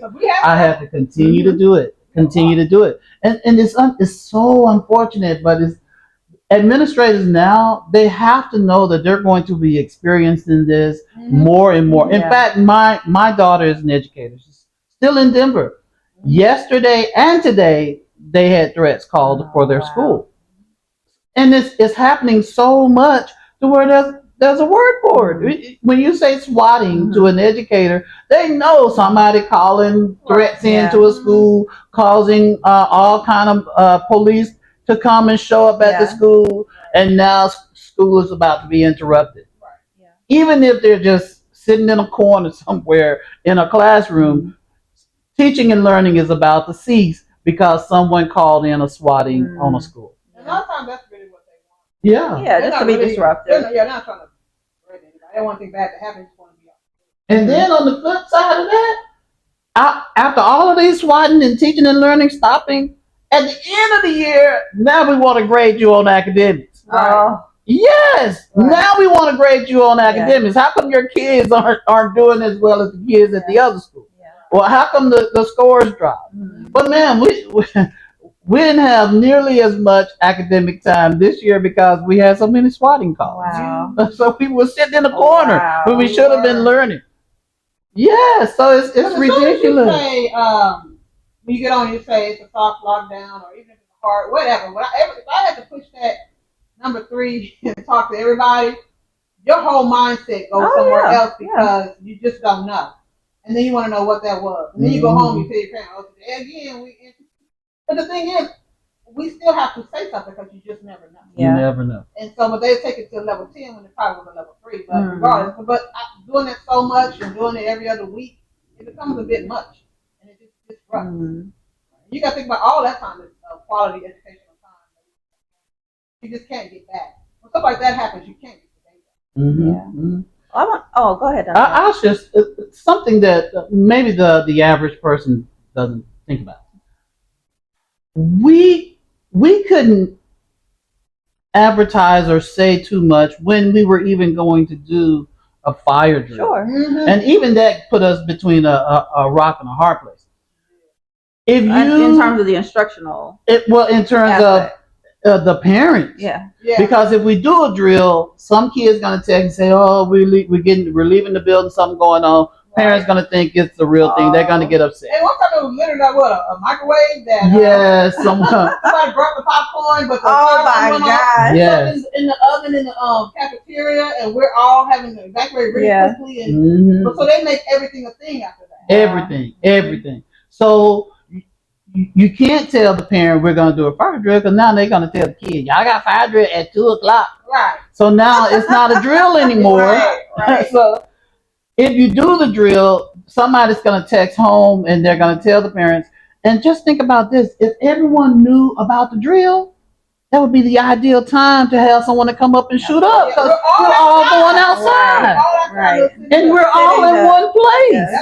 Away from the building, away from protection. I mean, all you got to do is just kind of squeeze the trigger and spray. Oh, Lord. So it's so difficult. You got to think about bomb threats. Yes. You have to partner with the church down the street to make sure you had a big enough parking lot to accommodate everybody. So we had several schools on one campus. And so you have to think about that too. Sometimes we can't just cross the street. Where are we? We're at a park. Right across the street from a public park. We're not going over there. No, we're going down the street in a controlled situation where there's a church. So then we had to do drills, but we had to evacuate the whole school and everybody walk down. You know what I mean? That's what we were doing all year. Like, we are really planning for these things. Which is additional planning because that's a stakeholder that you need. Because you may need their facility. So they have to be at the table. There's just so many people that are at that planning table. Yes, it's crazy. Wow. It's crazy. We sit and we plan all that. I'm gonna shift. Thank you guys for that. It's so enlightening. I'm thinking like, oh, y'all know a lot.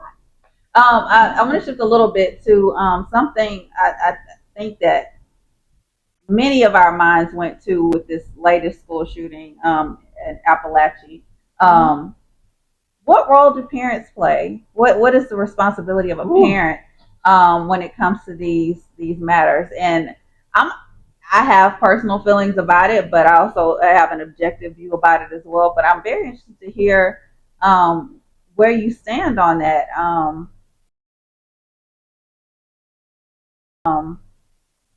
Well, I think about that timeline. Sure. Her son texting her beforehand. This is the thing. I don't know, because sometimes the details, are skewed. But from my knowledge, she stayed with the dad. Right? I saw a story about or article about actually on YouTube. I saw that the mom left before and took the youngest child. Yes. And that the father still had Colt and had Jenny, a daughter. She wasn't the youngest. Which was something with a C. Something with a C anyway. Cole, I don't know. That child ended up going with the mom, right?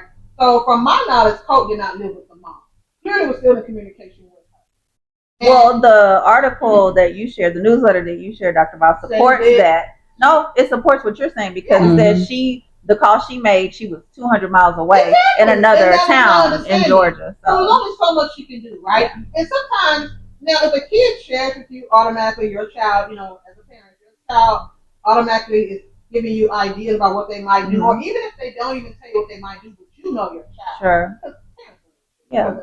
Every time you say, well, your child did this in class today, they're looking like, they pause first, and you're like, because but then they go into defense, but it's like, but this is not the first time your child did this. So I feel, parents know their children, right? Sure. So if you know your child and you get any inclination that you might do this, you need to say something. Even if it's not about school shootings and you're like, my child's going to need some more emotional support at school, then reach out to a counselor, an AP, the teacher, whatever safety net services that we have, reach out for that because we're all in this together. Now, I don't know what relationship they had or if she talked to him beforehand or whatever, but when he did reach out to her and say what he was going to do, she immediately called. We need that too. Now, I don't think she's Mother of the Year by any means, but I thought in that situation she did what she could do. And that's all I would say to parents. Do what you can do.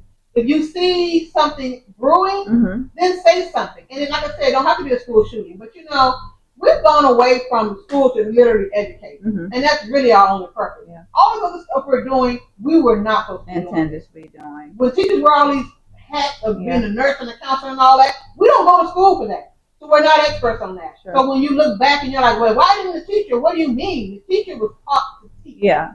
Well, that's a great point, Dr. Kat. The school was taught was created to teach. That's it. We were not supposed to be the counselors. Yeah. We were not. But we understood, hey, the kids that we are teaching are coming in with these emotional issues.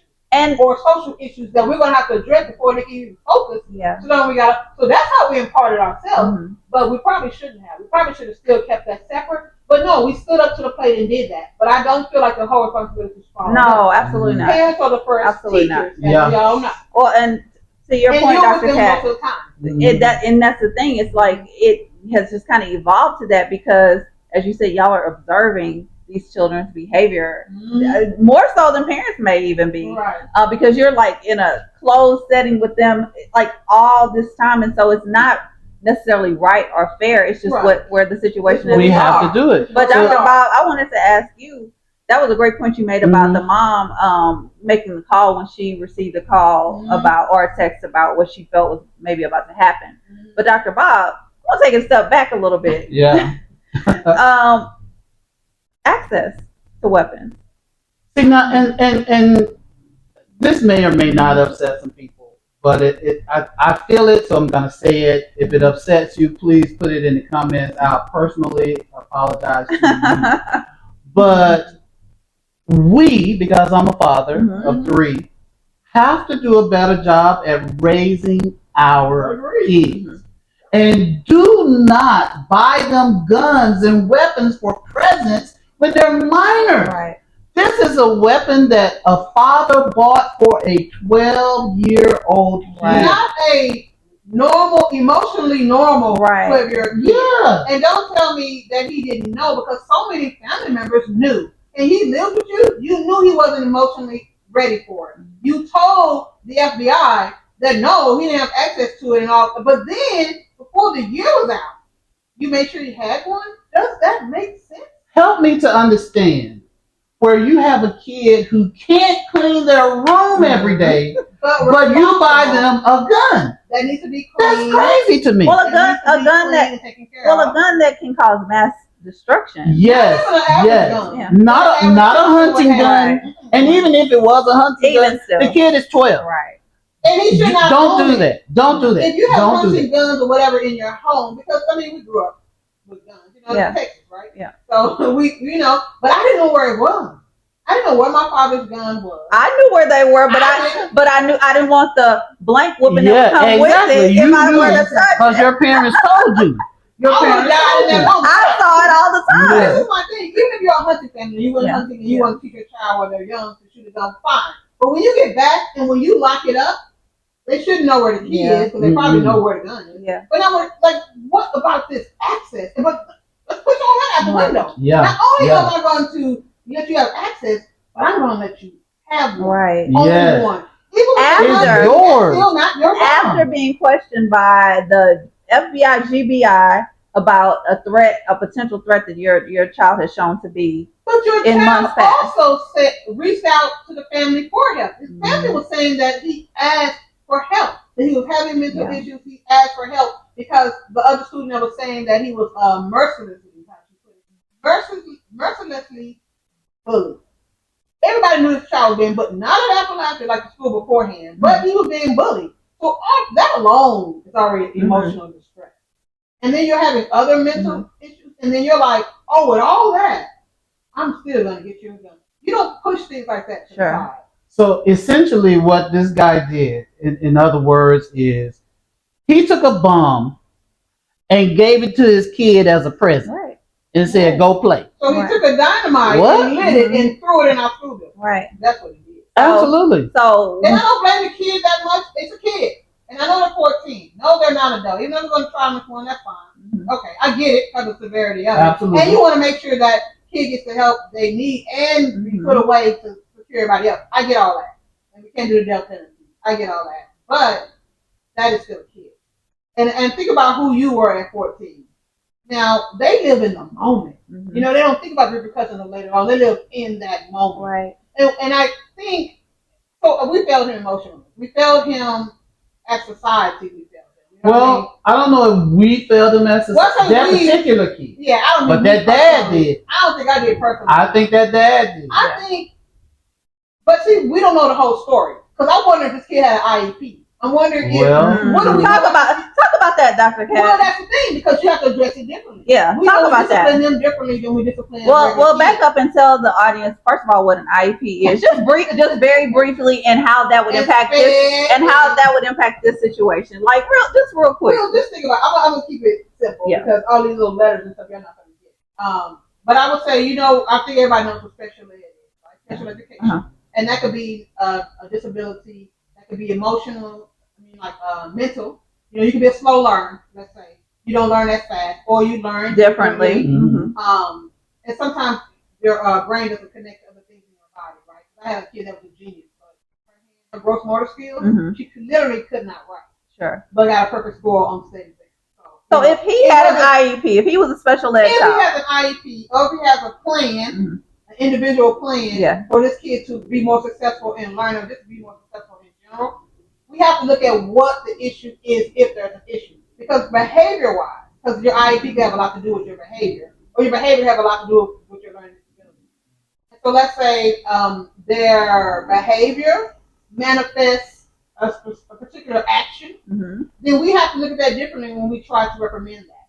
So a kid that doesn't have an IEP or doesn't have any kind of special education needs going on, just decides to haul off and hit somebody else, and then they start scrapping. Y'all going home.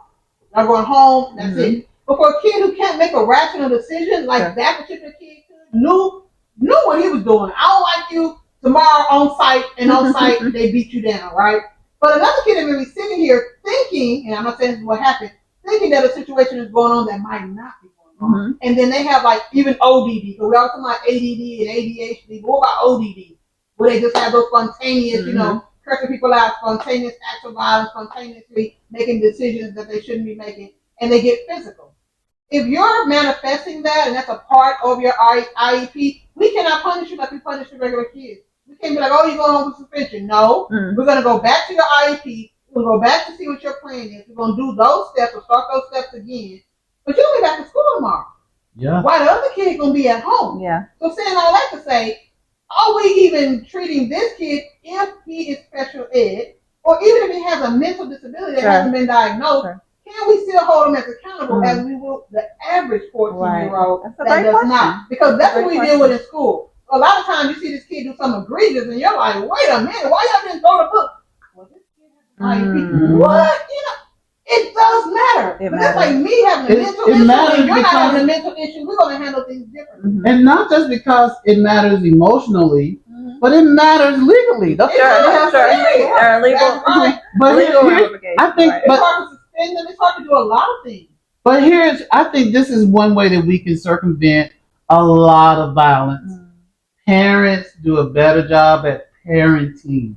And that is a simple decision to make. Don't buy your children weapons. Sure. Don't do that. Right. I mean, if you want to just buy them something, get them a go-kart. This is the thing. They're children. And as adults, and I know it's getting very loose these days, but as an adult, we have to jump through hoops to get a gun. You know, we have to do a criminal background check, which I don't know. I just know I did. You know, we all supposed to be doing something. I mean, yeah, so you do all that to get the gun. There's a screening at every time. And even if you go and buy a weapon, come on. Right. But if they can't go buy their own gun, don't buy them a gun. Emotionally mature, and we're handing them a gun, but you got to go run through hoops to get it. That doesn't make any sense. That's common sense. Stop buying your children weapons. And it's not even just don't parents. do it. It's any adult figure in that child's life. Be the adult. And then too, something as simple as talking to your kid. As educators, long-term educators, we know that as the child grows older and matriculates through school, the less the parent communicate with them. Listen, you know what we say about elementary. Those parents will never leave you alone. Middle school, you never even see them. You call them, why you calling my job? I'm calling your job. That's your job. And then, and high school, well, I told them. Oh, right. That's it. No. High school and middle school become, that's your kid. Yeah. You know, you do them 84. What do you mean? You know, I had a parent tell me that. Oh my goodness. As a teacher, as an admin, I've always had parents say that to me. Well, I send them to school, y'all supposed to deal with them. Yeah. Well, if you know you sending me a dynamite, you need to make sure I know I better not have a live match. Right. I need to know that if I do this, the child's gonna do this. You figure it out. And look at mama. We get that a lot too. If I got to throw water on this dynamite you sent me, don't get mad at me now. No. I've had parents in the past that'll call me and say, last night, so uncle died. Or last night, because I even had one kid, they had, it was 6 kids, it was only 4 mattresses. That kid didn't get a mattress that night. That kid did not sleep. So the mom called me next day and was like, last night, Johnny didn't get to sleep on the mattress. He was very tired. Yeah. When he came to my class that morning, I was like, you hungry? Yeah. So I gave him a little something to eat, and he slept all day. Yeah. And I let him sleep all day. Yeah. But mind you, if she didn't call me and said that, why are you sleeping in my class? Right. I know how I am. Wake up. This is that. Now, maybe by midday, I probably would have. It probably would have kicked in. Dawned on you, sure. But I want to go home and chastise the child. But you come in, your head down, sir, head up, right, head down, pick the pencil up. You know what I mean? And then I walk by and I come back and you're still doing that, and I know this child not to be that child. Then it started to kick in. But when she called me and said that, then I was able to treat him, with compassion. You know what I mean? Because in school, our job is to educate them, not to coddle them, cuddle them, not to figure out none of that stuff. But if you know it's going to help me, then tell me. Yeah. So then the next day they come in, but again, that's why I learned from that when a kid came in my room because their parent didn't call because there were situations where they didn't. And then by the end of the day, this isn't that happening. Why you didn't tell me? Now I'm feeling bad because I just treated them like, you're just being defiant. So then I learned to look at them. They come in looking all crazy. Okay, so that's why we do for safety reasons as well. Stand in your doorway. Yeah. Stand in your doorway and monitor these calls. When those kids coming in home, you better not be at your desk. And Johnny done walked in, bruised on his arm, limping, and you didn't even see it. He sat down, and because you know what's going to happen. Then he's going to end up going to special. And then the special teacher's going to be like, whoa, send him to the nurse. And then we're going to be like, well, who was his homework? Right. And then you be like, well, why you didn't see? Well, how long has this been on him? He came in this morning, did you? I didn't really see him. What you mean? You see what I'm saying? Yeah. And it's just that whole thing. We going to lock eyes on your kid, but you lock on him before we right. So you let us know before we get there. Like, help us out. It's the village. Yeah. And then too, I think about what you ask about the planning. That's another aspect of planning because we know as educators, long-term educators, some kid is not going to be able to sleep. They're not going to have the best of home situations. They're not going to be able to eat. They're going to come in and eat. Absolutely. We educate kids who are homeless. So when a kid comes in hungry, who didn't have anything to eat since he left school the previous day, do you have something extra to feed this kid with? Because we're going to shut down the cafeteria at some point. Yeah. And be like, somebody come in and feed them. Y'all, we got to prepare for lunch. We have to purchase at 10:30. Yeah. So we kind of undergird that by having food in our, more planning. So teachers have food, nurses have food, because when they're hungry, they say they're sick, and they go to the nurse.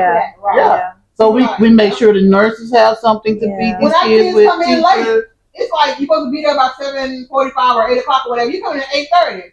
All right, you coming in. Well, have you eaten breakfast? Because somebody come in and be like, I need breakfast. We be like, breakfast now. Yeah. All right, so you can be down there. You send the kid down and they're coming in with snacks. Yeah. Because I used to be upset, like, what you coming in here eating? Well, I didn't have breakfast. Because I didn't want crumbs in my room. Yeah. I don't let the kid eat, because if I know the kid didn't eat, they'll be messed up the entire day. Mm-hmm. But that's, again, we're helping you out. You brought this kid up here at 8:30 late. You know you ain't fed him. Mm-hmm. And then when you hear breakfast is closed out, they even feed him breakfast. Well, you brought him at 8:30. Mm-hmm. What do you want us to do? So it's so much that goes into it. If we spend and I know you hear the passion in it, because it's a serious thing. Really Look, I mean, we're in charge and responsible for all of these young people, and we're responsible for the adults. We're responsible for people in the building, and we're responsible for people outside our building on the campus. As soon as something here at our campus, we're responsible. Right. So if you got some professional in the community coming into your building to talk to kids, you're responsible for that person when they enter your campus. If you got some visitor coming here, even if they're coming for services, we got professional counselors coming to see our kids. Yes, we need that to give that to that kid, but now we're responsible for you too. Right. So now you got to know what to do in the case of a situation. So it's so much. They don't have, like, the school shooters could also be job shooters. You know what I mean? They could be the people shooting up the malls and the churches and stuff like that. Like, if we can get them help young, if we all be in this together, you see something, say something. Even if you're a parent, community member, it don't matter. If you know something, we need to know, because we have them the majority of the week. We have them the majority of their lives from when they're 5 to 18. We have them in the school building. So now that we've decided to go ahead and step up for something we did not sign up for. Exactly. We only signed up to educate them. But we're going to step up and do these things. Don't make it now that's on y'all. It should never have been on us. We were only here to educate. But since we're all going to step up and provide these safety nets, then tell us what we need to know. And when it does fall apart, you can't look over at us and say it's all our fault. No, it's everybody's fault. One way that we can help to prevent it, because again, you can't plan for every scenario, but don't let the partnership erode. When a parent brings us their child at kindergarten, they're there all day, you got to put them out. Yeah. But somewhere early along that matriculation, the kids going through school, parents cut off the partnership until something goes wrong. Yeah. Right. Then they want to look at us and blame us for everything and ask us, why didn't we? But continue to be that partner with your teacher. Continue to be that partner with your school. And then even if you can't be there every day, try to be in the know. Sure. Communicate via email. And talk to the people. Yes. Listen to the messages. Don't just block the call. But communication is important, because one, we can keep you informed. Two, you can be more proactive. When we see an issue with your kid, we can talk to you and you can help to fix that issue. Sometimes all it takes is a conversation. Kids just need to know they're being seen and heard. So talk to your kids. Yeah. Talk to them. Even ask them about school, even if you think they're going to say, I didn't do anything. What happened at school today? Nothing. That's typically the answer. This is the thing. But push that. With bullying. A lot of this starts with bullying. Some kids have their own inner, demons, I would say, that haven't been bullied. But most school shooters have been bullied. And now to find this kid was bullied. And so I would say, as a charge to the school, make sure you're taking care of that too. Like, I can't stand bullying. And if I hear somebody bullying somebody, I'm gonna handle it. And I'm not gonna. It's not gonna be like, well, I've came up here 5 times and told y'all about it. You gotta tell me one. Yeah. You don't have to tell me one. We're not doing that. And I'm glad you said that, Dr. Cat, because that was another aspect of our training. We Yes. knew, based on statistics, that most school shootings, when conducted by a kid, is because they feel like they've been bullied. Right, and then we have to So we got to put in, we had a whole bullying platform. Was a power thing. Yes. Yeah. And not only for the kids, we had to educate the parents on bullying. This is what bullying is. Yeah. This is what it's not. This is what we do when we see bullying. This is what we do. Right. So everyone knew, the parents, the students, the teachers, the counselors, everyone knew what to do about bullying. Everyone knew how to identify it. So so it's so much. If we just talked about planning alone, we could be here all day. Sure. Right. All day. Just how much we have to do. And not just once, every year, throughout the year, especially after school shootings in other places. We have to sit down again. Let's review. How would this had gone down if it had happened here? Right. That person came through this door with a weapon and just started shooting. Where are we vulnerable? Where are we? Right. Yeah. So I mean, it's always. And then, God forbid, when things happen at your school, whether real or a swatting issue, you still got to come back to the table and do what I call an after-action review, where you look at what took place, how you responded, how can you get better. And it's an ongoing thing. The planning never stops. The planning never stops. Well, thank y'all so much. If y'all will oblige me with one final question, because I know, Dr. Cat, we have to get to your next segment. But just to pan out a little bit, what would you say is the reason that school shootings are so prevalent in the U.S. as opposed to other countries?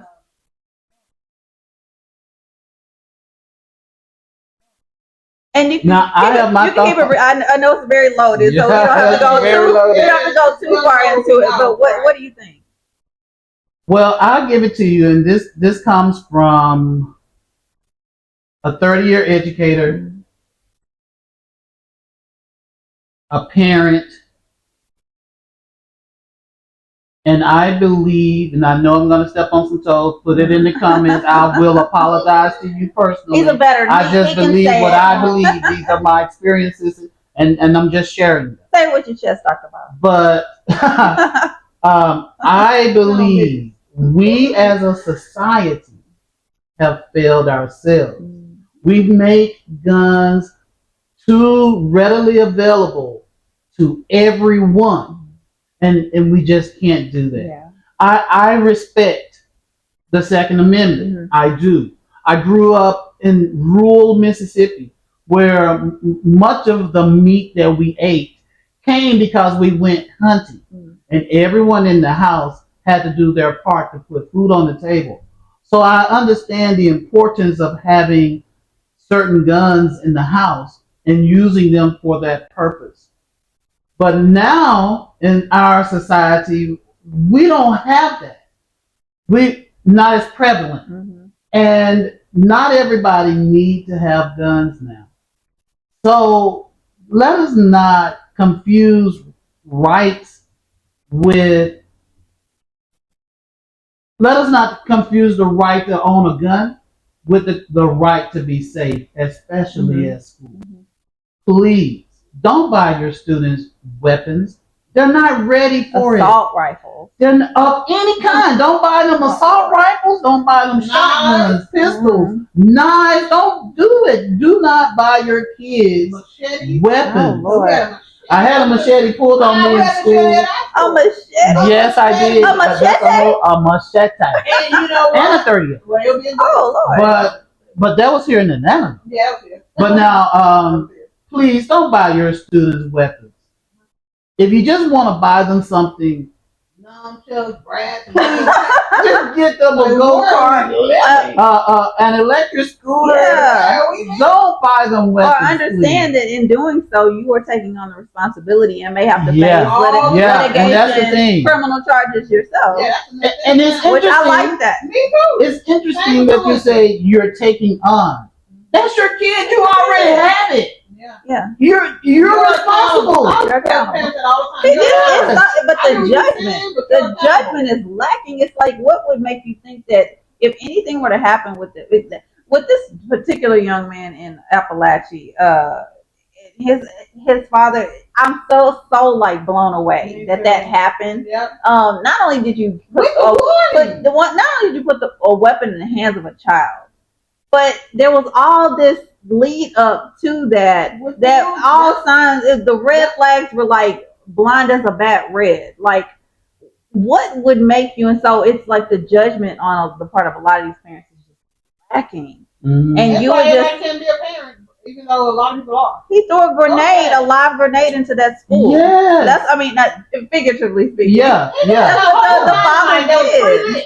Yeah, that's what the father did, like in essence, and so I fully stand behind him being prosecuted as well. Oh, for sure. It's just, what are you thinking? You're not thinking. And for the U.S., we pride ourselves on freedom, right? As opposed to a lot of other countries, we're just so free. But a lot of that freedom causes imprisonment. Like, we're so free. It's not without responsibility. That's the thing. Right, but that's the thing. But sometimes we're good about that. Yeah. A lot of freedom with no responsibility. Yeah. And Doc, I'll say this. So they ever say things to their own hands. That's a whole other situation. Yeah, it is. That's imprisonment, though, to me. Mm-hmm. And in the military, we like to say freedom isn't free. Absolutely. We pay for that. Right. So if you want the freedom to just have guns willy-nilly and give them to kids, then you got to know we're going to pay for that on the other hand through school shootings, accidental kid shootings, people getting shot over anything. Accidents. Right. Yes. All kinds of stuff. Intentionally shooting up. Yeah. Absolutely. So, there's a cost to that freedom. And the last week they did that. A white guy, long with a goatee, he shot up somewhere. He was shooting on the freeway. That's what it was. Oh my God. That was driving by. See, with every freedom that we have, there's a price. On the comments, but he was shooting up people. Yeah, and this is just shooting people arbitrarily. With every freedom, there's a cost. Freedom isn't free. Freedom is not free. Freedom isn't free. So just keep that in mind. And in a lot of other countries, they don't have that access to weapons, and you don't see school shootings. Well, think about that. Even here, like, if you're a felon, you can't own a gun, right? So I guess we put that in place because we're saying, hey, people that have shown a prior history of violence or whatever, we can't trust them in the future. But you're trusting everybody with mental illnesses. Mm-hmm. You're just trusting everybody all willy-nilly. We can't just tell the felons they can have a gun. There should be a full process to have these guns. And then again, we got to regulate which type of guns you can have. Yeah. How was he able to buy him that type? Isn't that a gun illegal? Why would anyone know? Well, if they're not fully automatic, then no. Was it not fully automatic? No, it was an assault rifle that was semi-automatic. But even with that, they shouldn't have it. Right. Assault rifle. You can't even tell me that that's for hunting. No. Assault rifle is for assault. The purpose is in the name. The purpose is in the name. It's an assault rifle. Why buy that for a 12-year-old kid? That makes no sense. And I'll go back to this for me. With that, with the school shooting, all of that, this particular case. That's another problem. And that's when we go back to, is it foolproof? Can we prevent it? Maybe not 100%, but we could be well up in the 90s. If you just think about all your points of entry, you think about everything that is brought in, and if you understand how everybody gets in, those are the things you need to lock down. If you can lock those down, then you can prevent it much more than what we're doing right now. But here's something to think about, though. Right now, if you turn on the news, you're subject to hear something about Russia and Ukraine. Russia has been in some war or in threat of a war all my life. All they do over there is fight. If you watch the news, all they do is fight. We have more school shootings here in America than they do in Russia. What's wrong with that picture? It's about the gun control. What's wrong with that picture? Yes, the difference is they don't make guns available to people. With weapons that shouldn't have them. Right. Like the militias and different things like they do. We know about all that. But yet and still they don't have these school shootings. They don't. Because they don't let everybody have guns. And even if it's a lot of adults who shouldn't have them, there's not a lot of kids who shouldn't. Right. But we have a lot of kids who should. So that's our problem, and that's what it's real. Yeah. Well, thank you all for this very important conversation and timely conversation around school violence and it out to workplace violence or whatever you want to call it. I've learned so much today from you all. I really have, and it's been an interesting conversation. I've been some of it's riled me up, but mostly I'm walking away with a lot of reassurance about all that schools and leaders are doing to keep our children safe and the other individuals who are in those buildings to protect our students. So thank you all. Thank you for your service. Thank you for the conversation. And and there, just one more thing I want to add. There, what I like about Safe to Tell. I like Safe to Tell. Now they abuse that too. They do abuse it. Because kids will get on there and they will lie, but Safe to Tell is automatically triggered. So basically, it goes straight to our district, and then from there, immediately we're notified when someone at our school is saying there's a threat. So they get to talk about something that's happening to them with another student, with a staff member, with admin. Like they can tell whatever they want to tell. And they'll just sift through it and figure out if it's true or not. But there's a lot of safety in that. There's a lot of anonymity. So if you have a kid, and you won't even know who it was. Well, eventually we find out, but it's not like it's information that we give out. You know what I mean? But they're able to say whatever, whenever. So that little mechanism, that platform, Safe to Tell, I think is excellent. And for those who don't know what Safe to Tell is, it's basically it's a platform set up so that kids can report whatever they need to report. It could be something going on at home. Yeah. It could be something going on in the community. Anything, they'll let you know it's safe to tell whatever you need to tell. Once they're told that, we send it down the pipeline of whoever needs to be taken care of. And we go to work on that. From law enforcement to counselors to whatever, to the parents, to the community. If you say something's going on, like they say, say something, we figure out who needs to handle it, and we make sure it gets handled. So that kid knows that they got the entire community as well as the school system to make sure that they stay safe. So you can tell whatever, and we'll figure out who needs to handle it. Yeah. So that platform has a free number that kids can call. And in a lot of places, they also have a free email that the kids can send an email to.